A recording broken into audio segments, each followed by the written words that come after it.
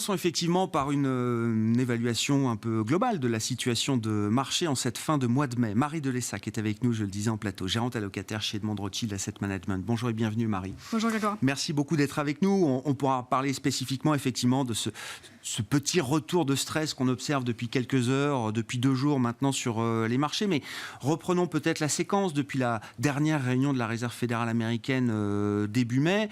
On a eu quand même une séquence relativement calme sur les marchés. Il ne se passait pas grand-chose jusqu'à aujourd'hui, en tout cas, Marie. Oui, effectivement. Donc début mai, on a eu cette réunion de la Réserve fédérale qui a laissé entendre que ces décisions seraient beaucoup plus dépendantes des données économiques et des statistiques, et donc une pause probablement à venir. On a eu la séquence des résultats d'entreprise qui finalement était bien meilleure qu'attendu, et donc là aussi ça a amené un peu plus de sérénité sur les marchés, pas forcément une forte progression parce que les marchés avaient déjà beaucoup progressé auparavant. Mais du coup, depuis ces 2 événements, on va dire, le marché se focalise plus sur les données économiques et la prochaine échéance qui est le relèvement du plafond de la dette américaine. Ouais. Donc, en fait, on a l'impression dans sa globalité que le marché n'a pas tellement acté ce relèvement du plafond de la dette, ou en tout cas cette évolution à venir. Historiquement, la volatilité sur les marchés, dans ces négociations, elle arrive vraiment juste quelques jours avant la date fatidique qui est censée être le 1er juin. Là. Après, quand on regarde un peu sous la surface, on a quand même quelques éléments qui ont un peu réagi. On va trouver les taux très courts américains, donc vraiment les échéances de T-bills tout début juin et mi-juin, on voit une nette différence dans le taux, donc qui marque effectivement cette défiance. On a aussi tout ce qui est coût de la protection contre un défaut, donc les CDS américains, là aussi, qui ont pris de la valeur, donc ça marque bien effectivement ce point sur la négociation de la dette. Et dans d'autres classes d'actifs, on peut voir le dollar. Alors sur ces derniers jours, peut-être que la hausse du dollar qui continue peut être aussi un espèce d'investissement refuge. Et même au sein des actions, en fait, pareil, ces derniers jours, pas forcément avant, mais une partie de la très forte hausse qui continue sur tout ce qui est méga cap américaine, donc les Big Five, elle peut être expliquée aussi par ce sentiment un peu de défiance sur les marchés. C'est un mouvement défensif. On peut retrouver l'idée un peu du risk-off quand on voit cette poignée de méga cap être portée. Ces valeurs ne sont pas forcément un investissement défensif en soi, mais perçu comme tel, on va dire, par les investisseurs. Donc on voit quand même que c'est un peu pris en compte. Et puis après, plus on approche de la date, effectivement, on va voir un peu de volatilité se matérialiser.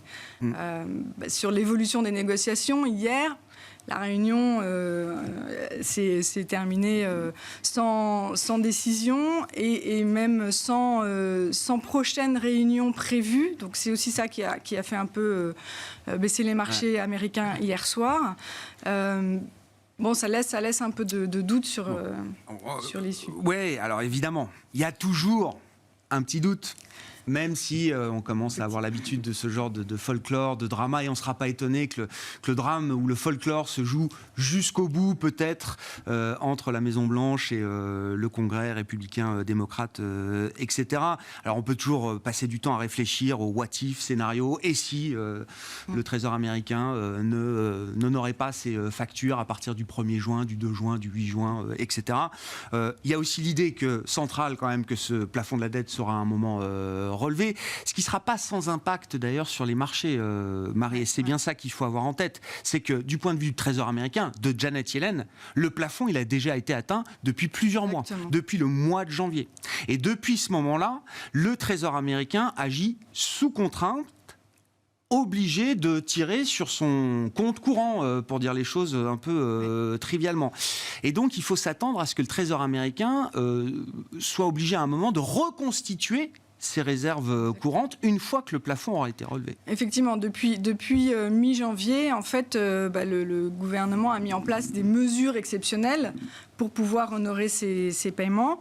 Et c'est en fait la date du 1er juin donnée par Madame Yellen, on arrive au bout de ces mesures exceptionnelles. On ne peut plus compter sur ces mesures exceptionnelles pour honorer les paiements. Alors, il y a aussi cette date qui est remise en cause, hein, donc là aussi, probablement un peu de volatilité qui peut continuer. Donc, si on se met après, parce que oui. C'est vrai, personne n'anticipe, enfin, les risques d'un défaut américain sont très très faibles. Alors, en plus d'un défaut de crédit quasiment zéro, parce que même si elle ne peut plus honorer ses paiements, elle honorera ses paiements d'intérêt et décalera d'autres paiements. Mais si on se met après, en disant, au final, on va arriver à trouver un accord, à ce moment-là, il va falloir que le Trésor reconstitue ses liquidités, oui. Effectivement, sur lesquelles elle a tiré pendant ces presque 6 mois, qui sont proches de zéro. Et donc ça va drainer de la liquidité sur les marchés. Ouais. Et on sait que les marchés financiers, l'évolution des marchés financiers est aussi beaucoup liée à cet apport ou ce retrait de liquidité. On l'a vu sur les dernières années avec un apport constant de liquidité. On l'a connu fin 2018 avec au contraire un retrait de liquidité. On avait vu cette baisse des marchés fin 2018 un peu importante. Là, pour nous, c'est un risque pour le mois de juin et après, parce qu'on va avoir cette reconstitution des liquidités du Trésor, donc aux États-Unis, qui va drainer la liquidité. En même temps, on a le quantitative tightening de la Fed qui est toujours en cours. Et de l'autre côté de l'Atlantique, en zone euro, on a la BCE qui va aussi retirer les TLTRO. Et là aussi, c'est un gros montant. Les banques vont rembourser toutes exactement. Les liquidités à taux très préférentiels qu'elles ont pu obtenir ces dernières années. Donc là, on parle de plusieurs centaines de milliards peut-être de repaiements attendus fin juin. Tout à fait. On avait déjà eu une première étape en fin d'année dernière. Et donc là, la seconde étape est prévue au mois de juin. Et donc en fait, on va avoir en même temps plusieurs sources de retrait de liquidités. Et donc là, ça peut faire peser effectivement un risque sur les marchés financiers. Oui, et puis au-delà même des TLTRO, la réduction passive du bilan de la Banque Centrale Européenne va changer de régime à partir de l'été. Et on a toujours une interrogation sur que fera la Banque du Japon, qui reste encore le dernier bastion de politique monétaire accommodante, d'achat aujourd'hui. Tout à fait, effectivement. Alors en fin d'année dernière, on avait eu des phénomènes qui allaient à l'encontre de la baisse des réserves. C'est-à-dire que déjà, si on voit en dollars, la baisse du dollar avait permis de maintenir en dollars à peu près ces réserves. Et on avait la Chine et le Japon qui, elles, injectaient des liquidités, et notamment le Japon pour tenir ses taux d'intérêt. Là, elle a probablement moins besoin de le faire. Et donc là aussi, ça va être des liquidités en moins qui arriveront sur le marché ou qui n'arriveront pas sur le marché. Ça veut dire que dans cette deuxième partie d'année qui arrive, plus que jamais encore, liquidité, ce sera un point d'attention majeur pour les marchés et ce sera un point clé également dans la construction des stratégies d'investissement, Marie. C'est un point d'attention majeur. Donc nous, ça nous fait effectivement conserver une position quand même un peu prudente sur les actifs risqués. À côté de ça, on reste quand même investi un minimum, parce qu'on voit que les entreprises arrivent à délivrer des résultats et à passer cette période, que pour l'instant, elles ont toujours effectivement ce pricing power, notamment en Europe. Et donc du coup, on va plutôt adapter, par exemple, aux États-Unis. On a eu effectivement un fort rallye des méga caps américaines, de tout ce qui est technologie, etc. Probablement sur un mouvement de défiance ou d'anticipation de récession. Et puis aussi sur tout ce qui est intelligence artificielle qui est sur le devant de la scène. Mais là, pour le coup, on pense qu'on est allé un peu loin. Et surtout, sur les derniers jours, en fait, on a vu un écart se creuser entre l'évolution des taux et l'évolution de ces valeurs, qui normalement est assez liée. Et donc, cet écart est probablement dû effectivement à peut-être une petite défiance. C'est ce que vous disiez, l'idée d'un refuge. Et ça, pour le coup, notamment lorsque la situation sera réglée, on doit pouvoir revoir un retour de ce point de vue-là et un resserrement. Donc, plutôt de la prudence sur les très grosses capitalisations américaines. Et donc, essayer d'investir sur... il y a un indice, par exemple, SP500 Equal Weight, et oui, bien sûr. Qui lisse ces effets de capitalisation et qui, pour nous, a un certain intérêt actuellement. Et qui donne une vision assez différente de celle qu'on peut avoir du marché américain quand on regarde le S&P 500 avec le poids de ces méga caps. Ça permet de rester investi sur ces valeurs et en même temps de profiter d'une remise à niveau.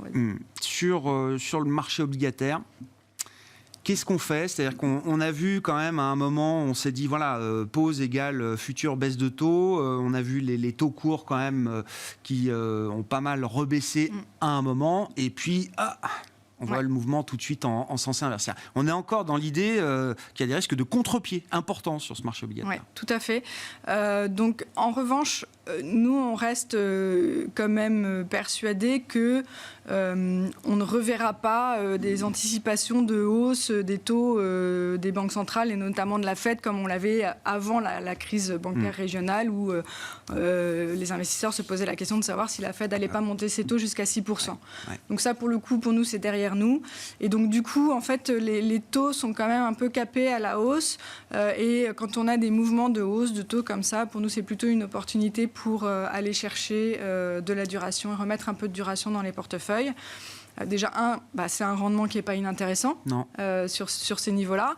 Et en plus, ça reste un investissement qui est protecteur. On l'a vu dans les quelques phases un peu de crise sur les banques régionales en mars, début mai. Quand on a un mouvement un peu risk-off, les taux réagissent à la baisse et sont vraiment protecteurs dans une construction de portefeuille.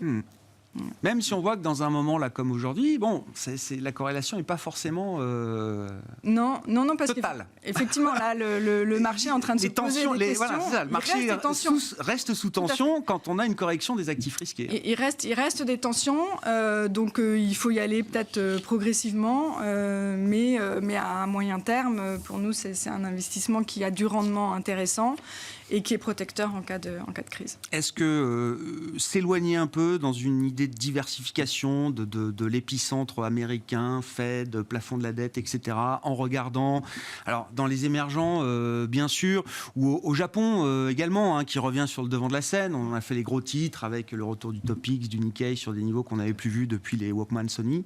Est-ce que c'est des endroits où il y a de l'intérêt pour y être aujourd'hui? Il y a effectivement quelque chose, je pense, qui se construit au Japon. Ils avaient eu des chiffres économiques un peu décevants en fin d'année dernière, et là on voit vraiment que la réouverture qu'ils ont mis en place finalement fin d'année dernière, c'est finalement assez récent, prendre l'ampleur et se développe. En plus, ils profitent aussi finalement de la réouverture chinoise parce que les touristes peuvent revenir au Japon. Et donc, on l'a vu sur les chiffres, les PMI hier, qui étaient très forts. Et même contrairement aux autres zones géographiques, au Japon, ça a progressé et sur le manufacturier et sur les services. Donc, il y a effectivement une dynamique positive de ce point de vue-là. Il y a une réforme du marché boursier japonais, le Tokyo Stock Exchange, qui pousse les entreprises à faire un peu plus de retour à l'actionnaire et qui a pour but de faire monter la valorisation des entreprises japonaises parce qu'effectivement, elles sont moins valorisées que sur les autres marchés, et surtout qu'aux États-Unis. Donc, ils pensent qu'il y a un potentiel pour redonner de l'attrait à ce marché. Et donc, il y a quelque chose qui se construit à très court terme, vu la hausse qu'on a eue ces 2 semaines.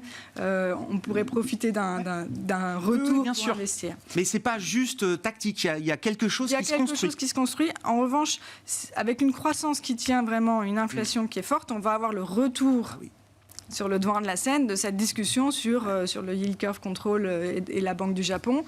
Et là, on aura probablement, je pense que ce qui les a retenus, c'est peut-être que la croissance avait du mal à redémarrer. Là, si on a l'inflation et la croissance, ils vont avoir plus de marge de manœuvre pour agir là-dessus. Donc peut-être plutôt... On a eu une petite sous-performance de la value au Japon avec les autres marchés là, ces derniers temps. Donc peut-être plutôt value japonaise, donc plutôt Topix que Nikkei, si on veut rentrer dans les indices. Et donc voilà, et sur un retour de marché. Voilà. Merci beaucoup Marie. Merci pour votre éclairage sur la situation du moment sur les marchés. Marie Delessac, gérante allocataire chez Edmond Rothschild Asset Management.